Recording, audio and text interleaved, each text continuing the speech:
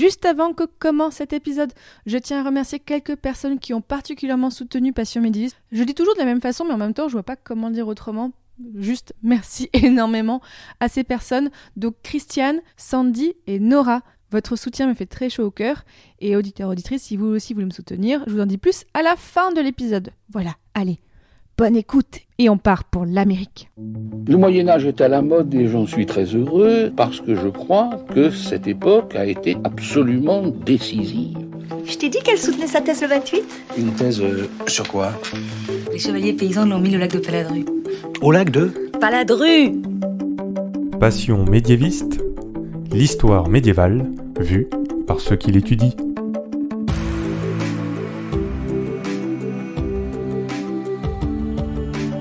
Est-ce que vous savez tout sur le Moyen-Âge ? Mais d'abord, qu'est-ce que le Moyen-Âge ? Vous pensez peut-être aux cathédrales, aux chevaliers et au Japon féodal, mais ce n'est pas que ça, loin de là. En général, on dit que le Moyen-Âge est une période de 1000 ans. De l'année 500 à l'année 1500 pour l'Europe occidentale, mais vous l'entendez dans ce podcast, il y a autant de définitions du Moyen-Âge que de médiévistes. Je m'appelle Fanny Cohen-Moreau et dans ce podcast, je reçois des jeunes médiévistes, des personnes qui étudient le Moyen-Âge en master ou en thèse pour qu'ils vous racontent leurs recherches passionnantes et qu'ils vous donnent envie d'en savoir plus sur cette belle période. Épisode 103, Marilou et les Aztèques, c'est parti. Excuse-moi, mais il y a des gens que ça intéresse ? Ce n'est pas la première fois que nous parlons dans ce podcast de l'histoire de l'Amérique latine à la période que nous appelons le Moyen-Âge. Et oui, dans l'épisode 71, on avait discuté avec Terry David des Mayas, qui est une culture et un peuple qui a été présent pendant toute la période dans le sud du Mexique. Eh bien, aujourd'hui, nous allons remonter un tout petit peu plus au nord du Mexique et nous allons à la fin du Moyen-Âge avec les Aztèques. Et notre guide aujourd'hui dans cette histoire formidable, c'est Marilou Renard. Bonjour Marilou. Bonjour Fanny. Alors Marilou, tu es en doctorat depuis 2019 en archéologie à Sorbonne Université et tu es spécialisée sur les mondes méso-américains sous la direction de Daniel Levin et tu travailles, on en parlera un peu plus tard, plus précisément sur le statut de la difformité physique dans les sociétés méso-américaines. Et avec toi aujourd'hui, on va surtout parler des Aztèques parce que c'est un mot, un nom qu'on entend souvent mais peut-être qu'on ne connaît pas très bien. Donc aujourd'hui, je le dis auditeurs, auditrices, c'est vraiment un épisode comme d'habitude, un épisode d'introduction au sujet. On ne pourra pas parler de tout dans tous les détails, vraiment, c'est pour vous donner déjà quelques pistes pour en savoir plus sur les Aztèques. Alors, première question rituelle dans Passion médiéviste, Marilou, pourquoi est-ce que tu as voulu travailler sur ce sujet ? Pourquoi les sociétés mésoaméricaines ? Alors c'est parti d'un échange peut-être un peu atypique avec mon directeur de recherche. J'étais partie pour travailler sur l'Équateur, même si je voulais travailler sur la Mésoamérique, en master. Une culture qui, malgré ses charmes, certains ne me passionnaient pas plus que ça. J'étais assez désespérée, je suis allée voir plusieurs fois mon directeur de recherche pour changer de sujet, jusqu'à ce que, un jour absolument désespérée, je lui dise « je suis prête à travailler sur tout, même les nains, tant que je sors de ce sujet ». Et là, il m'a répondu « ah mais les nains et les bossus, ça je veux bien, il y a du boulot ». Ah oui, donc vraiment le sujet, on s'y attend pas. Oui, et au final, il y a effectivement du boulot sur les personnes de petite taille et les personnes dotées d'une gibbosité, donc d'une bosse. Et pourquoi cette zone géographique ? Alors j'ai grandi en Europe et on parle déjà énormément des cultures européennes tout au long de notre parcours scolaire. Je connaissais déjà un petit peu l'Asie et la Mésoamérique c'était un peu terra incognita pour moi et ça m'attirait énormément, tout simplement pour ça. Donc tu aimes les sujets un peu compliqués quand même, Voilà. Tu aimes le défi en recherche. On peut dire ça. Et déjà dis-nous un petit peu, qu'est-ce que tu veux montrer dans tes recherches ? Alors, ce qu'il faut savoir, c'est qu'en Mésoamérique, donc on est entre le nord du Mexique et le nord du Costa Rica, il y a énormément de représentations de personnes avec des malformations physiques, donc des nains, des bossus, des boiteux, qui sont toujours représentés dans les sphères du pouvoir, très proches des dirigeants, très proches de souverains, de souveraines. Et donc la question c'est pourquoi ? Pourquoi est-ce qu'ils sont aussi importants ? Et on les a longtemps présentés comme des bouffons, un peu les bouffons du roi, mais ça collait pas exactement à ces charges politiques qu'ils ont l'air d'avoir et l'importance qu'ils ont dans la société. Il n'y a pas du tout cette idée de divertissement en fait quand on regarde l'iconographie de ces personnages. Mais par rapport à ce qu'on a en Europe, en fait c'était un peu une vision européenne qui était portée sur eux. C'est exactement ça. Bon, on en parlera tout à l'heure. Alors, rentrons un petit peu dans notre sujet du jour, les Aztèques. Alors déjà, on va définir. Moi, j'aime bien. On commence toujours par définir de quoi on parle quand on dit les Aztèques.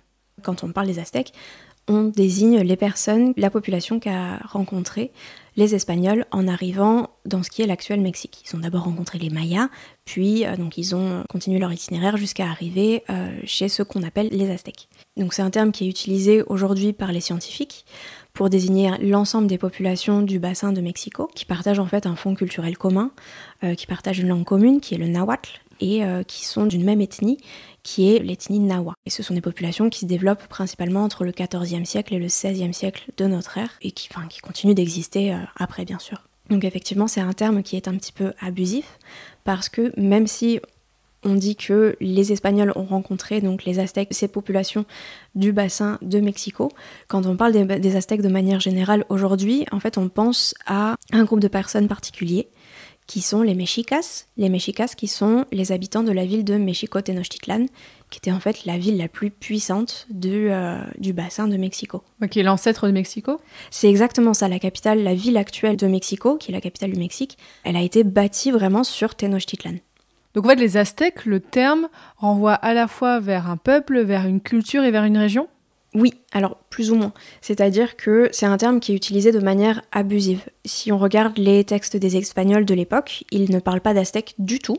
Ils parlent des Mexicas, où ils vont désigner les voisins, leurs ancêtres. Les ancêtres des Mexicas venaient d'une cité qui s'appelle Aztlán, dont les habitants s'appellent les Aztecas, ceux d'Aztlán, et qui se trouveraient au nord du Mexique, mais on n'en a pas de traces archéologiques pour le moment. Les Aztecas ont suivi leur divinité Huitzilopochtli, divinité patronale, dans une migration vers le sud du Mexique, et après un siècle ou deux de pérégrination, ils sont arrivés dans le bassin de Mexico. Et du coup, le terme aztèque, quand est-ce qu'on a commencé à l'employer pour le désigner ? Alors on a commencé à utiliser le terme d'Aztèque au XIXe siècle. Seulement c'est très récent par des historiens. Encore les historiens du 19e qui se mêlent et qui mettent des termes dessus et qui changent des usages qui étaient là depuis des siècles. Oh là là, encore mieux. Bon, on va continuer quand même malheureusement à utiliser le terme donc aztèque parce que c'est comme ça que c'est plus connu aujourd'hui, mais au fond de nous, on parle de Mexicas. Alors raconte-nous quelles sont les particularités de cette culture et d'ailleurs je pense que n'hésite pas si tu veux faire des comparaisons par rapport aux Mayas dont on avait parlé dans l'épisode 71, même si c'est pas tout à fait la même époque, enfin si un petit peu, mais pas tout à fait la même histoire derrière. Qu'est-ce qu'on a comme particularité ? Alors, donc les Aztèques qui vivent tous autour du lac de Texcoco, lac qui aujourd'hui est complètement coulé sous le béton de Mexico. Ils s'organisent en plusieurs cités-États, donc exactement comme les Mayas en fait. Et ces cités-États, il y a un réseau d'alliances qui les unit. Il y a notamment donc, ce qu'on appelle la Triple Alliance, qui est constituée de 3 cités-États majeures. La cité de Tlacopan, la cité de Texcoco, comme le lac, et la cité de Mexico-Tenochtitlan. Et en fait, ces 3 cités se sont alliées entre elles pour vaincre une autre cité en 1428. Enfin, c'était les big boss en gros du lac. Et donc, ils ont créé ainsi ce qu'on appelle la Triple Alliance. Et ils ont maintenu en fait cette alliance après avoir vaincu donc ce qu'on appelle la cité de Azcapotzalco. Encore une cité avec trop de syllabes. Et justement, donc après avoir vaincu cette cité d'Azcapotzalco, donc ils ont maintenu cette Triple Alliance, ce qui arrangeait bien les Mexicas, parce que c'est eux qui la dirigeaient en fait. Et ils ont petit à petit étendu leur pouvoir sur un territoire assez vaste qui correspond à une grande partie du Mexique, ça aussi on vous mettra une carte. Un des éléments caractéristiques de la culture aztèque, même de manière générale, c'est sa conception du monde, sa conception du cosmos et son rapport au cosmos. Alors, dans la mythologie aztèque, on considère qu'il y a une succession de soleils différents. Le monde est gouverné par un soleil, et le soleil, il va être créé par des dieux, et il va être ensuite détruit par des dieux. On va en même temps détruire l'humanité qui est gouvernée par le soleil. Et dans le monde aztèque, on considère qu'il y a déjà 4 soleils et 4 humanités qui ont été détruites, et il est venu le moment de créer le 5e soleil.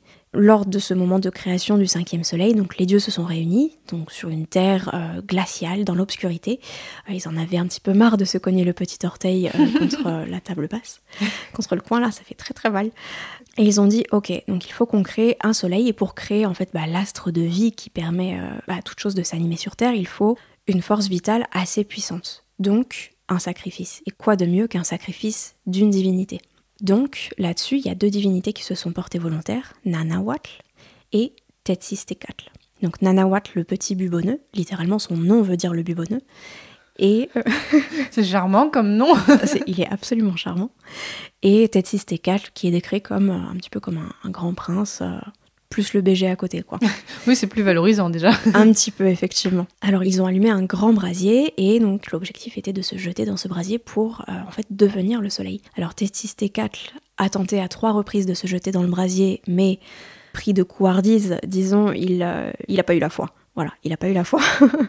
Et donc, Nanawatl, donc le petit bubonneux, a pris le relais et il s'est jeté sans hésiter dans le brasier. C'était lui le plus courageux, en fait. Totalement. Et grâce à lui, on a un soleil. On a le 5e soleil qui est né. Et donc, suite à ça, alors, Tetsittekatl aussi a été encouragé par Nanawatl, il s'est jeté dans le brasier, c'est devenu la lune. Voilà, donc c'est... c'est trop joli comme... C'est très mignon. C'est très mignon. Donc là, les deux, le soleil et la lune, sont masculins, en fait, dans cette mythologie. Effectivement. Et donc, suite à cela, en fait, on considère que l'humanité a contracté une dette de sang envers les dieux. L'une des 2 dettes de sang, mais bon, on n'aura pas le temps de parler des 2. L'humanité a une dette de sang et il faut continuer, en fait, à alimenter le soleil avec du sang, et du sang humain, donc. Parce que le sang, c'est l'essence vitale, et c'est ce qui va donner la force au soleil de continuer à tourner. Pour ça, on va continuer à faire des sacrifices, et des sacrifices humains. Et pour éviter systématiquement de taper dans la population parce que, bon, pas cool, éviter les éventuelles rébellions, tout ça, les Aztèques ont trouvé un moyen qui est celui de la guerre fleurie. La quoi ? La guerre fleurie. Alors, c'est joli comme nom. C'est très très beau, c'est vraiment très très beau. Un peu moins charmant peut-être quand on en parle, comme on va le voir. Alors en quoi ça consiste ? En fait, c'est pas du tout une guerre sanglante, pas au début en tout cas. Le but, c'est de se mettre d'accord avec une cité voisine, une cité-état voisine, et de se dire, ok, jeudi, 14h, on fait la guerre. J'aime bien. Moi, j'aime les gens organisés, ça me va. Hein. Ouais, ah non, mais c'est très carré. Hein. Et donc, on va se retrouver sur le champ de bataille, mais le but ne va pas être de faire le plus de morts possible, mais de faire le plus de captifs possible. On va essayer de capturer son adversaire vivant. Ce qui est intéressant, c'est qu'on va attraper son adversaire par les cheveux. Les cheveux, c'est l'essence vitale, ça pousse en continu de la tête, donc c'est la force vitale. Une fois qu'on a saisi son adversaire par les cheveux, il est plus censé bouger. Il est considéré comme captif et en fait, le guerrier ne va même pas tenter de s'échapper, en théorie. Donc, on ramène ce captif à la maison, et à la maison, quick. D'accord, donc on va se servir ailleurs pour trouver des personnes pour faire les sacrifices. C'est ça, mais d'un commun accord. Donc, on va à la guerre et chacun repart avec son lot de prisonniers. Et comme se faire sacrifier pour en fait le soleil, pour le dieu du soleil, c'est une mort très prestigieuse, ça marche. Donc ça un grand sens du sacrifice chez les Aztèques. Et effectivement, on peut le dire comme ça. Et alors, comment se structure la société aztèque ? Alors, si on le considère comme une pyramide, au sommet de la société, on va avoir celui qu'on appelle le Tlatoani, le dirigeant, le souverain. Le Tlatoani, comment on le choisit ? On va le choisir parmi des membres de la noblesse, donc c'est systématiquement un homme, faut pas déconner non plus. Mais non, c'est fou ça, oh là là. Et il va être élu en fait par d'autres seigneurs. Et avant de prendre le pouvoir, il doit faire une campagne militaire et revenir avec des hauts faits guerriers en fait. Et là, il va pouvoir prendre le pouvoir. À côté de lui, on a son pendant religieux, disons, qui va être la Cihuacoatl, qui en fait est un prêtre qui a un nom de femme, plus ou moins. Cihuacoatl, littéralement, c'est la femme serpent. Donc c'est un prêtre masculin, mais qui est féminisé. On connaît mal encore, mais il y a des études là-dessus. Ensuite, on va avoir tout ce qu'on pourrait appeler le clergé, tout le corps sacerdotal en fait, tous les prêtres. Et il y en a énormément parce qu'il y a énormément de prêtres et énormément de divinités à entretenir, disons. On est dans une société polythéiste et qui, en plus, à chaque fois qu'on fait des conquêtes militaires et qu'on va s'imposer dans une nouvelle région, on n'impose pas notre panthéon, mais au contraire, on va récupérer les divinités locales. Oh, celle-là, elle est bien, j'aime bien, on la rajoute. Ah, celle-là, elle est pas mal aussi. Ah oui, donc il y a vraiment une évolution du panthéon des dieux au fur et à mesure. Totalement, et ils sont très très nombreux. Donc d'où l'importance d'avoir beaucoup de prêtres. Surtout si on fait beaucoup de sacrifices. Ah bah oui, c'est un job à temps plein, hein, cette histoire. Ah, totalement. Eh ben, littéralement. Littéralement. Donc on a aussi donc, une société élitaire assez forte, dans laquelle on pourrait classer par exemple les Pochtecas. Les Pochtecas, c'est les marchands qui vont voyager sur de grandes distances et qui étaient en fait assez riches. Les gens de l'élite, on appelle ça les Pipiltines. Voilà. Pipiltine ? Pipiltine. Pipiltine, oh, j'aime Pipiltine, bien. voilà. Non, c'est joli, j'aime bien. Ça fait penser aux Pipini de chez les rois français, les rois de France, mais bon, c'est encore autre chose. Vrai. Donc, en dessous des Pipiltines, on a les Masewaltines. Donc, les gens du commun, donc, dans lesquels on va retrouver par exemple les artisans, qu'on appelle les Toltecas, qui sont très réputés. On va retrouver aussi par exemple les Ahuianime, qui sont les prostituées, qui accompagnaient les guerriers sur le champ de bataille. Oui. Il y a vraiment de tout. Oui. Et elles ont une place vraiment dans la société. Elles ne sont pas mises au banc de la société. Et c'est ça qui est très important, très intéressant, c'est que chaque personne, chaque individu dans la société aztèque, et ça se retrouve à l'échelle de la Mésoamérique, chacune a sa place dans la société et en fait a sa place dans la conception du cosmos, dans la conception du monde. De toute façon, le travail du sexe est un travail, hein, on l'oublie, mais c'est totalement un travail, c'est important de le préciser. Mais donc, si je comprends bien, la société aztèque est surtout une société urbaine ? Alors oui et non. On parle de Tenochtitlan comme étant une ville à proprement parler. Plus qu'une cité, c'est une ville. D'ailleurs, quand les Espagnols arrivent, ils se rendent compte qu'en fait, c'est vraiment une ville qui est plus belle que les villes européennes. C'est plus beau, c'est plus grand, c'est plus propre et mieux organisé que Séville, que Madrid, que Venise. Et ça, ils le disent clairement, ils s'émerveillent vraiment dans leur témoignage. Tenochtitlan, c'est vrai que je ne l'ai pas dit au début, elle est installée à la base sur une île du lac de Texcoco. Parce que les Mexicas, quand ils sont arrivés dans le bassin de Mexico, ils ont un peu fait le tour du lac, ils se sont fait rejeter par tout le monde jusqu'à arriver sur une petite île marécageuse au sud. Ils ont développé leur grande ville donc de Tenochtitlan. Et il y a énormément de canaux, on se déplace en bateau à l'intérieur pour partie. Il y a un immense centre cérémoniel, etc. Donc c'est très urbain. Et en même temps, elle est entourée de ce qu'on appelle des chinampas. Les chinampas, ce sont des champs flottants. D'ailleurs, anecdote pour ceux et celles qui souhaiteraient aller au Mexique bientôt, si vous passez par Mexico, au sud de la ville de Mexico, à l'intérieur de la ville encore, il y a ce qu'on appelle Xochimilco. C'est un quartier où on a encore des chinampas, on a encore ces petits jardins flottants et vous pouvez faire des tours en barque. Très joli. Donc une tradition qui a été un petit peu gardée au fil des siècles. Totalement. Tradition médiévale. Totalement. Et du coup, entre les villes, il y a quoi en fait ? Est-ce qu'on a des fermes ? Est-ce qu'on a ce genre de choses ? Alors du point de vue archéologique, c'est un peu compliqué de le savoir parce que ce qu'il faut comprendre, c'est que la ville actuelle de Mexico, elle recouvre la totalité du lac de Texcoco, qui a été complètement asséché, et elle a englobé en fait la plupart des villes voisines, donc qui sont devenues en fait des quartiers de Mexico. Par exemple, Coyoacán, le lieu des coyotes, par exemple le bois de Chapultepec. Littéralement, c'est la colline aux sauterelles. C'est joli. Ils ont des noms qui sont vraiment super beaux. Tlatelolco aussi, tout ça, c'était d'autres villes ou d'autres lieux, et c'est complètement intégré à Mexico. Et on a gardé les noms de l'époque jusqu'à aujourd'hui ? Oui, totalement. Pas partout, mais sur une grande partie de la ville. Et si on prend le métro à Mexico, les noms des stations de métro reprennent les noms des lieux, en fait, préhispaniques. Et d'ailleurs, aussi anecdote rigolote, le plan du métro mexicain reprend des petits signes. En fait, chaque lieu va avoir un petit signe qui est associé et qui est en fait, on peut dire, le blason qui était déjà utilisé à l'époque. Ouais, donc il y a une vraie mise en valeur en fait de l'histoire aztèque au Mexique maintenant et à Mexico. Et je trouve ça super parce que bon, on en parlera un petit peu après, mais ça veut dire que malgré la colonisation, malgré les conquistadors et compagnie, on arrive aujourd'hui encore à avoir une trace de cette histoire encore bien présente.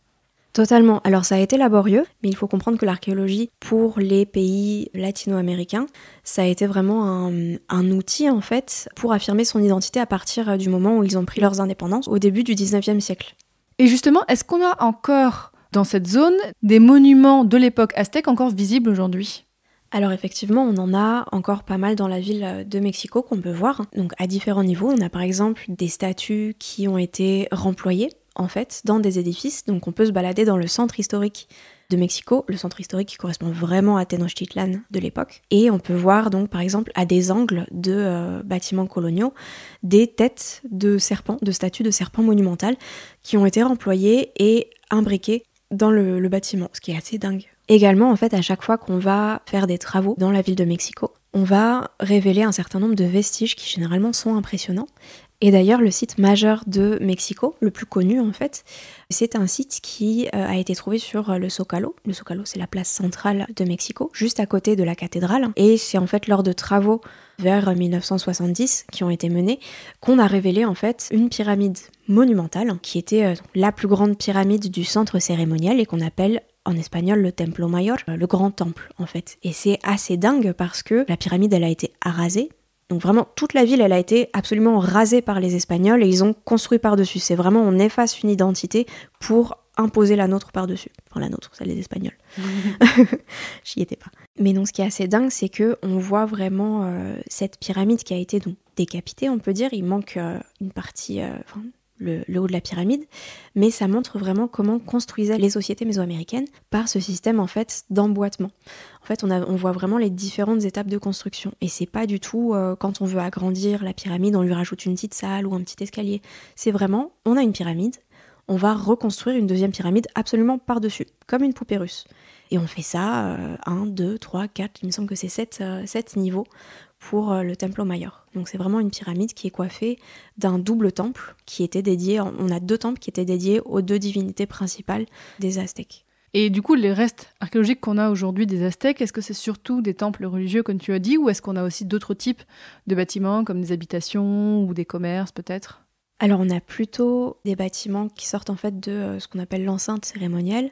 Le Templo Mayor, il était vraiment au cœur de Mexico-Tenochtitlan, et dans une enceinte où il y avait environ 80 bâtiments. On a d'autres sites d'occupation qui sortent un petit peu dans la ville, notamment dans le bois de Chapultepec, mais c'est encore difficile de savoir est-ce que c'est de l'occupation par des gens du commun, des Macehualtin, est-ce que c'est une occupation de l'élite, mais tout ça c'est vraiment sous des bâtiments, sous des édifices coloniaux qui sont tellement massifs en fait, on peut pas faire de fouilles.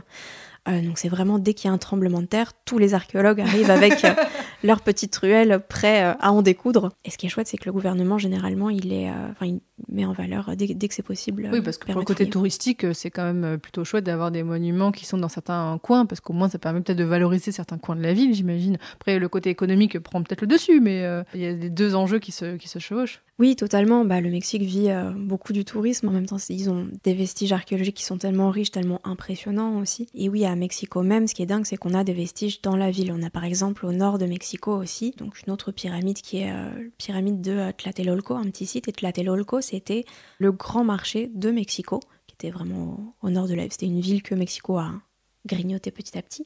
Enfin, petit à petit, d'un coup. Ils leur ont fait la guerre, ils les ont pris. Et pour l'anecdote, c'est là qu'a lieu la dernière bataille, le dernier affrontement avec les Espagnols à la toute fin. Eh bien justement, excellente transition, merci beaucoup Marilou. Tu l'as commencé à dire un petit peu, effectivement, les Aztèques, à la fin du XVe siècle, on a les conquistadors, les Espagnols, les Européens qui arrivent. Comment ça se passe ? Alors tu as dit au début, il y a plutôt une fascination de leur part pour les monuments, pour les villes et tout ça, mais comment ça se passe ensuite ? Alors, comme on le disait tout à l'heure, au début, ça se passe pas trop mal en fait. Donc, février 1519, Hernán Cortés et les troupes de 500 Espagnols environ arrivent sur les rives du Yucatan, donc en terre maya, un petit peu plus au sud au Mexique. Et donc petit à petit, ils vont entamer un périple vers le centre du Mexique, vers le plateau central, vers Mexico, Tenochtitlan, parce qu'ils suivent en fait la rumeur de cet empire aztèque, immense, prestigieux, plein de richesses forcément, on va pas se mentir, c'est surtout ça qui les attire, et qui a la main mise en fait sur l'ensemble du territoire. Cortés, il va être guidé par une interprète qui est une femme, qui s'appelle Malintzin, et ça je tenais à le mentionner parce que c'est vraiment... Elle est incroyablement badass et il faut lui... Malintzin, donc, c'est une femme de la noblesse Nahua qui a été vendue comme esclave aux Mayas. Donc en fait, elle est bilingue Maya-Nahuatl et elle a tous les codes de la haute société. Et très rapidement, elle va être en fait offerte aux Espagnols comme captive, donc parmi d'autres esclaves. Et très rapidement, elle va apprendre l'espagnol et Cortés va y voir son intérêt. Elle va lui servir d'interprète et surtout de guide en fait dans les coutumes locale, à tel point que donc elle va être à la fois son interprète mais aussi sa conseillère et forcément sa concubine. Voilà, comme toujours. Forcément, oui, bon. C'est pas forcé, hein, mais bon. Non, c'est pas forcé, mais on a l'impression que c'est un schéma qui revient quand même. En même temps, il y avait quand même un petit rapport de force, hein, donc on peut. Il y avait effectivement un rapport de force. Bref, l'oppression masculine, c'est pas nouveau cette histoire. En fait, Malintzin, elle va occuper une place tellement importante auprès des Espagnols que, à chaque fois qu'il y a des échanges avec des locaux, elle est aux côtés de Cortés et en fait, c'est à elle qu'on s'adresse en premier. Donc en fait, c'est elle le visage de l'armée espagnole. Et à tel point que, et ça on l'a dans les chroniques, on l'a dans les textes, quand un dignitaire local s'adresse aux Espagnols, quand il s'adresse à Cortés, il l'appelle Malintzin. Il l'appelle par le nom de cette femme. Comme s'il était rattaché à elle, en fait. Exactement, c'est vraiment comme si l'armée espagnole avait 2 têtes. Et du coup, donc, quand les Espagnols arrivent avec les Aztèques, comment ça se passe ? Alors, les Espagnols arrivent donc aux portes de Mexico-Tenochtitlan, donc avec des forces autochtones. En plus, il y a environ 4000 guerriers d'autres cités. 4000, ah ouais, ils arrivent en nombre, en mode hostile dès le début. C'est ça. Ce qu'il faut comprendre, c'est que les Espagnols arrivent dans un territoire qui est morcelé. Les populations, elles sont sous le joug de la Triple Alliance, des Aztèques. Ils en ont un petit peu gros sur la patate. Et donc, en fait, ils arrivent à un timing qui est assez exceptionnel parce que, justement, ils vont pouvoir profiter de ce morcellement des esprits, disons. Et il y a plusieurs cités, dont les Tlaxcaltecas, qui sont les ennemis ultimes des Aztèques, qui vont les rejoindre. Alors, quand Cortés rencontre le Tlatoani, le dirigeant Moctezuma, aux portes de Tenochtitlan... Moctezuma, oui, ça me dit quelque chose, tiens, ce nom. Oui, effectivement, il est assez connu, Moctezuma II, qu'on appelait Moctezuma Xocoyotzin, le coyote en colère. Oh. Mais... Et donc en fait, la rencontre se passe vraiment bien au début, il y a des échanges de présents, il y a une curiosité en fait des deux côtés. On a longtemps dit que les Aztèques pensaient que les Espagnols étaient des divinités qui venaient de l'Est, donc qui venaient de la mer, que c'est pour ça qu'ils les ont accueillis à bras ouverts. On revient un petit peu là-dessus, maintenant. Surtout s'ils étaient accompagnés d'autres populations, d'autres personnes avec eux, bah oui, on voit bien qu'ils venaient pas seulement du paradis ou je sais pas où. Non, on voit ils avaient déjà un peu leur réseau local, quoi. Oui, effectivement. Il y en a qui ont bien compris très rapidement que c'était des humains. Et donc les Espagnols se sont installés à Tenochtitlan et bon... Par la force, du coup ? Pas par la force. Justement, Moctezuma leur ouvre effectivement grand les bras. Il leur permet de s'installer dans le palais de son père. Et les Espagnols vont donc s'installer, mais ils demandent, pas bête, à Moctezuma de s'installer avec eux, pour le garder en otage et être sûr que, ils arrivent dans la ville, mais ils veulent pas se faire égorger non plus. Alors, il y a plusieurs mois qui passent, et donc finalement, Cortés il va être rappelé sur les côtes pour gérer une affaire urgente, disons. Et pendant son absence, en fait, son bras droit qui restait sur place, Alvarado, va commettre un massacre. Voilà, il a peur de révolte, il a peur de... ça, c'est la version officielle, il a peur de révolte, mais il va profiter de ce qu'on appelle la fête de Toxcatl, où, en fait, sur la grande place, toute la noblesse se rassemble pour célébrer, en fait, la divinité, faire la fête. Et donc, les Espagnols vont bloquer les entrées et les sorties de la place et vont massacrer toute la population qui est rassemblée. Mais alors du coup, ils les massacrent parce qu'en plus, j'imagine, ils ont les fusils et tout ça qui font que forcément, ils les dominent militairement. Oui, totalement. Et puis, c'était une fête, en fait, donc les gens ne sont pas forcément armés. Donc, il y avait des femmes, des enfants, il y avait vraiment donc toute la population. Et vraiment, il faut se dire qu'à ce moment-là, il y a une grande partie de la noblesse, donc en fait, des têtes pensantes de la société, des politiciens, en fait, qui se font exécuter. Oui, donc l'Espagnol, il avait un peu choisi son coup, il n'avait pas fait à n'importe quel moment, pas juste un jour de marché. Non, il avait bien repéré que c'était le moment où il y avait les élites, donc autant supprimer les élites à ce moment-là. Totalement. Donc quand Cortés revient, il arrive un peu dans une ville morte. C'est vraiment le western avec la boule de végétaux qui roule, vraiment. Il arrive au palais. Alvarado, qu'est-ce que t'as fait encore ? Enfin, voilà. Donc là, on est fin juin 1520 et donc les Espagnols comprennent que, en fait, ça commence à sentir vraiment pas bon pour eux. La foule vient au portes. Ils l'ont cherché en même temps. Hein. Légèrement, très très légèrement. Et donc la foule vient s'amasser à un moment donné aux portes du palais où il loge. Donc il demande à Moctezuma d'aller calmer la foule. Malheureusement, Moctezuma se fait tuer. Suivant certaines versions, d'un jet qui vient de la foule, suivant d'autres versions, d'un jet qui vient des Espagnols. Bon, forcément, il n'y a pas la même version. Et donc les Espagnols décident de fuir, mais fuir de nuit. Donc dans l'obscurité, et c'est ce qu'on appelle la noche triste, la triste nuit. Pourquoi ? Parce qu'en fait, Tenochtitlan, elle est reliée aux terres, on est vraiment en plein milieu du lac, elle est reliée à la terre par des chaussées de 4 km de long. Sur ces chaussées de terre, il y a des ponts en bois, en plus, c'est pas juste de la terre. Donc ils vont fuir, mais donc on dit qu'une vieille femme a donné l'alerte en pleine nuit et que tous les guerriers se sont réveillés, tout le monde s'est réveillé pour les attaquer. En fait, on a des descriptions de cette fuite en fait des Espagnols qui étaient en plus alourdis par leur or, par leurs armures, qui se sont noyés en tombant dans l'eau. Voilà, ça a été très dramatique. Karma, hein. Karma. Voilà, donc ils sont allés se réfugier chez les copains locaux qui les avaient accompagnés, les Tlaxcaltecas, mortels ennemis des Aztèques, rappelons-le. Et ils sont revenus vraiment plusieurs mois plus tard, donc presque un an après, au début de l'été 1521, pour assiéger Mexico-Tenochtitlan. Et là, ils vont les assiéger pendant 3 mois et affamer la ville en fait. On raconte qu'ils ont aussi jeté des couvertures pleines de maladies pour ravager la population. Et enfin, la population a rendu les armes, en fait, le 13 août 1521. Et donc, en fait, on peut se dire, mais là, la culture aztèque pourrait disparaître. Or, on la connaît encore aujourd'hui. Donc, est-ce que tu peux nous donner déjà quelques bribes de qu'est-ce qui s'est passé ensuite ? Une fois la ville conquise, les Espagnols se sont installés, ils ont rasé la ville et ils ont fait venir d'autres Espagnols pour reconstruire en fait une ville à leur image.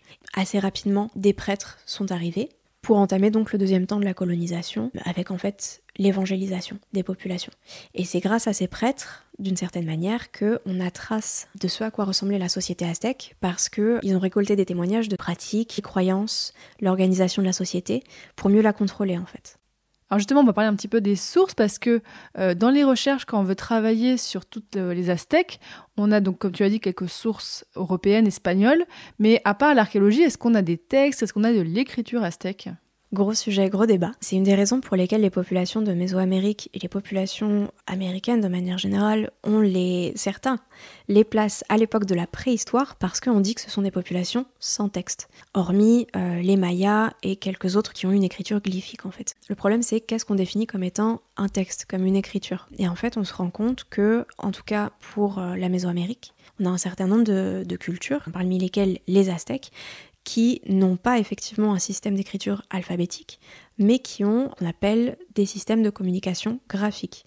Donc en fait, on a des manuscrits, des codex préhispaniques, donc on en a chez les Mayas, on en a énormément sur le plateau central vers les Aztèques, aux alentours, disons, du bassin de Mexico. Et à l'intérieur, donc on va avoir énormément d'iconographie, mais on va aussi avoir des signes pictographiques qui font référence soit à une idée, donc idéogramme, soit à des syllabes, à des mots directement. Alors c'est un sujet qui me passionne en plus, je renverrai, et je crois que je l'avais déjà fait dans l'émission avec Terry, je ne sais plus, mais vers une émission qu'avait fait Sur les épaules de Darwin sur France Inter, le Jean-Claude Amezen. Si jamais quelqu'un le connaît ou travaille avec lui, j'aimerais beaucoup le rencontrer. Voilà, l'appel est lancé. Mais il avait fait une émission sur les livres peints d'Amérique centrale. Donc là, effectivement, on voit beaucoup de dessins, beaucoup de symboles. Et il y a toute une histoire en fait sur comment sont conservés aujourd'hui un peu partout dans le monde, mais bien sûr, surtout parmi les anciens colonisateurs, en tout cas ou en Europe ou je crois aux États-Unis. Mais il y en a très peu en fait aujourd'hui encore des codex comme ça. Oui, c'est le gros problème. Quand les Espagnols sont arrivés, quand ils ont entamé les processus d'évangélisation, l'étape number one, c'était d'effacer en fait la culture matérielle, d'effacer en fait toute trace de religion. Donc détruire les statues, détruire les temples, détruire les codex qui sont généralement, quasiment tous, ils sont religieux, sauf certains qui sont historiques. Dans le doute, on brûlait tout. Voilà, on détruisait tout. Et en cours de route, justement, les Espagnols se sont dit « Attends une minute, mais si on détruit tout, on n'a pas le temps d'apprendre leur religion et de comprendre comment on peut déconstruire tout ça et imposer la nôtre par-dessus. » Donc ils se sont arrêtés à mi-chemin. Mais du coup, si on a 20 codex préhispaniques, c'est beaucoup. Oui, il y en a vraiment, on les compte sur les doigts des mains et des pieds, quasiment.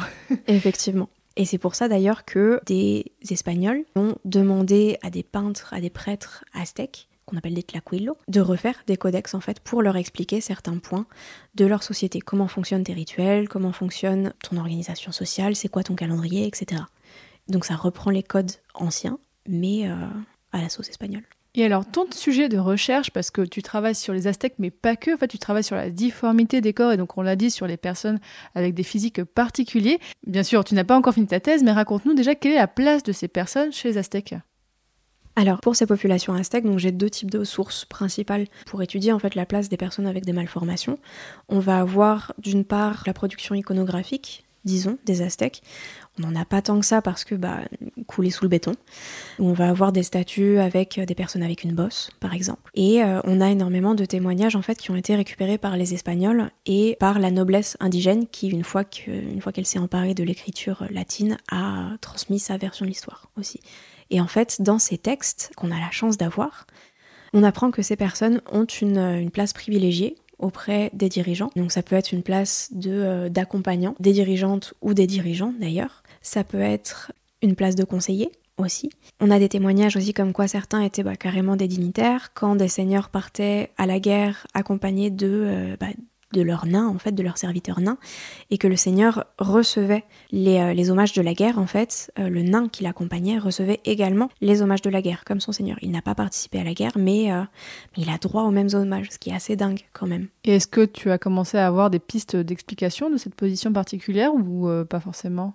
Alors, dans les sociétés de Mésoamérique, on considère plus ou moins que chaque élément, chaque chose qu'il se passe est voulu par les dieux.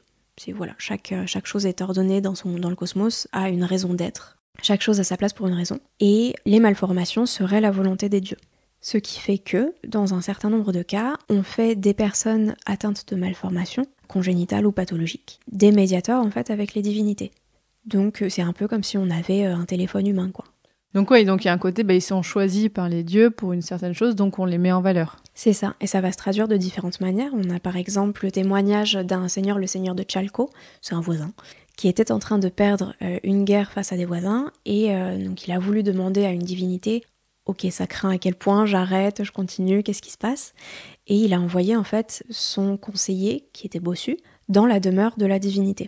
Et on dit qu'il est allé donc dans une grotte, les grottes qui sont dans la pensée mésoaméricaine considérées comme des lieux de passage vers l'inframonde, vers le monde des dieux. Et donc le bossu est allé dans le palais en fait de la divinité Tlaloc et est allé recueillir des augures.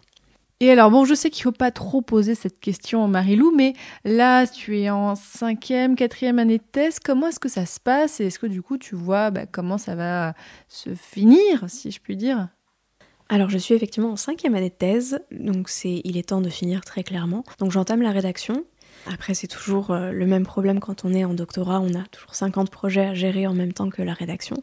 Donc là c'est vraiment simplement très classique, finir une analyse de corpus pour vraiment cimenter mes interprétations qui suivent. Donc ça s'accompagne d'autres projets qui permettent de cimenter en fait la thèse. Par exemple je suis en train de me former à la paléopathologie, je suis un diplôme à Marseille. Ça veut dire quoi la paléopathologie ? C'est vrai que j'ai trop l'habitude, il faut pas.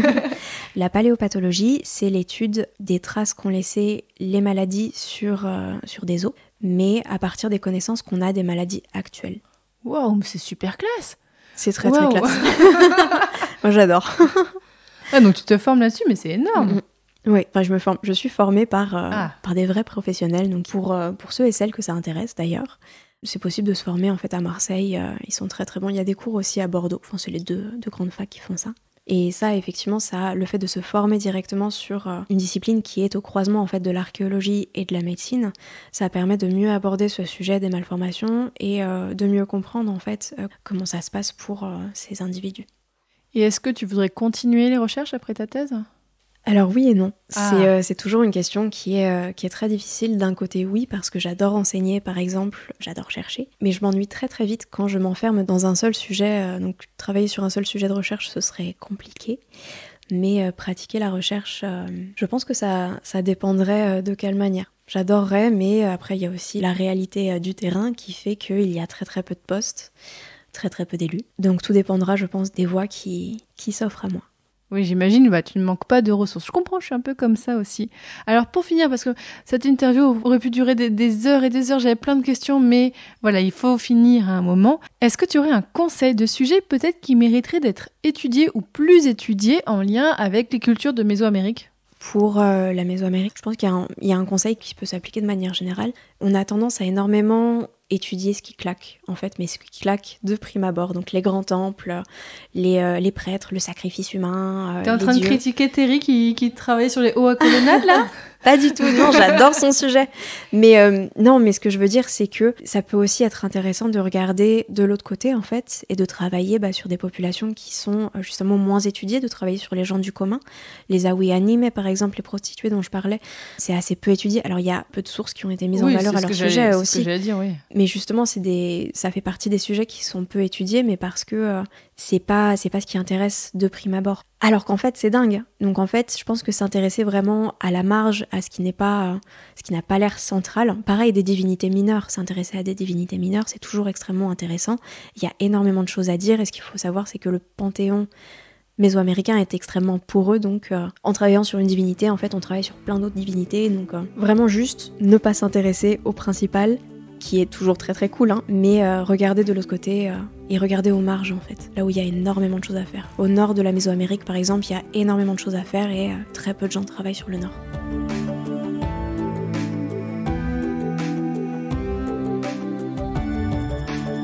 Désormais, chers auditeurs et auditrices, vous en savez beaucoup plus sur la culture aztèques, sur qui étaient les Aztèques, leur ville, tous ces noms très chatoyants. Donc merci beaucoup Marie-Lou Renard, mais c'était passionnant, vraiment passionnant, et puis bonne continuation pour tes recherches. Merci à toi Fanny de m'avoir reçue.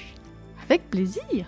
Et hop, petit bond dans le temps de plusieurs mois, alors ça résonne un petit peu autour de moi parce que j'enregistre cette conclusion, waouh, des mois, pas des années quand même, mais longtemps après l'épisode parce que à la base, il était prévu que je sorte plus tôt, mais finalement j'ai dû décaler. Bref, si l'épisode vous a intéressé, n'hésitez pas à aller voir sur mon site, comme d'habitude vous verrez il y aura des références, où je vous mettrai une carte et tout ça. Ensuite, sachez que si vous voulez soutenir Passion Médiéviste et mes autres podcasts, il est possible de le faire. Alors déjà, en parlant du podcast autour de vous, voilà vraiment, je le redis à chaque fois, mais vraiment, c'est important. N'hésitez pas à parler du podcast dans votre entourage, au travail, sur internet, tout ça, parce que ça m'aide vraiment à le diffuser. Vraiment, c'est vous qui me permettez de faire connaître le podcast au quotidien. Et si jamais c'est possible pour vous et que vous en avez envie, voilà, ça fait un moment que vous écoutez Passion Médiéviste, vous aimez bien mon travail, eh bien c'est comme si vous achetiez, je sais pas, un journal par mois, oui, quand on achetait avant, peut-être que vous faites encore, hein, quand on achetait un magazine, quand on est bien et tout, eh bien c'est comme si vous m'achetiez mon travail, comme si vous financiez, parce qu'en fait moi vraiment je considère les personnes qui soutiennent financièrement Passion Médiéviste un peu comme des mécènes, eh bien vous pouvez le faire, donc soutenir financièrement, c'est expliqué sur mon site à la page passionmédiéviste.fr/soutenir, c'est soit une fois comme ça, ponctuellement, ou alors tous les mois, et vraiment merci énormément, même à partir de 1 € par mois, c'est déjà beaucoup pour moi, merci énormément. D'ailleurs ce mois-ci je tiens à remercier Eric, Sébastien, Nicolas, Zoé, Yann, Bernard et Franck, merci énormément, il y a des personnes très régulières chaque mois, il y en a qui m'envoient des messages incroyables, merci énormément. Et on continue avec les petits messages de fin. Je tiens aussi parce que, je crois que je l'ai jamais dit, mais voilà, si jamais vous aimez écouter les podcasts sur YouTube, ou alors si vous connaissez des gens qui vous disent « Ah non, mais moi, j'aime pas les podcasts, je préfère écouter que sur YouTube des choses », eh bien, haha, vous pouvez leur dire que la chaîne YouTube de Passion Médiéviste existe, alors ce sont juste les épisodes avec une image fixe, hein. Il n'y a pas d'image rajoutée, il n'y a pas de montage, vraiment, mais ça existe. Il y a quasiment 3000 abonnés, il me semble, aux dernières nouvelles, ce qui pour une chaîne avec des vidéos d'images fixes sans rien, je suis plutôt contente. Je suis quasiment à jour par rapport aux épisodes du podcast, mais ça peut permettre peut-être de redécouvrir d'anciens épisodes. Voilà, autre petite chose, je tiens à remercier aussi, j'avais fait un appel il y a quelques épisodes au bénévolat pour faire de la retranscription des épisodes de Passion Médiéviste. Eh bien, j'ai eu pas mal de messages, merci énormément. Ça permet une plus grande accessibilité au podcast et c'est fait de façon humaine avec pas juste des retranscriptions automatiques qui sont parfois un peu pénibles à lire. Non, là vraiment, les personnes qui m'aident font un travail génial, merci énormément. Donc si ça vous dit de participer aussi, envoyez-moi un petit message. Si jamais vous avez du temps libre ou que vous aimez faire ça, ça peut être très possible aussi. Et si vous voulez lire les retranscriptions, ou connaissez des gens peut-être qui aiment plutôt lire des articles, on parlait des gens qui aiment regarder plutôt sur YouTube, et là plutôt des gens qui aiment lire, eh bien si vous allez sur la page d'accueil de mon site, dans le menu à propos, il y a un onglet les épisodes retranscrits. Donc là vous retrouvez tous les épisodes retranscrits sur cette page-là. Ou alors si vous êtes sur un article en particulier, eh bien vous verrez juste sous le titre, c'est indiqué si c'est retranscrit ou pas. Donc c'est pas encore le cas de tout, loin de là, mais vraiment ça progresse et merci encore énormément aux personnes qui le font. Et dans le prochain épisode de Passion Médiéviste, alors d'abord il y aura un hors-série, après celui que vous venez d'écouter aujourd'hui, sur les moines espions, qui a été enregistré à Aix-en-Provence, voilà vous verrez c'était très intéressant. Et le mois prochain, donc ça veut dire début mars 2025 si vous écoutez ce podcast au moment où il sort, donc ça se trouve le prochain est déjà sorti, enfin vous avez compris. Et donc dans le prochain épisode de Passion Médiéviste, l'épisode 104, on parlera d'une certaine Jeanne de Valois. Qui sait, vous le saurez bientôt. Salut!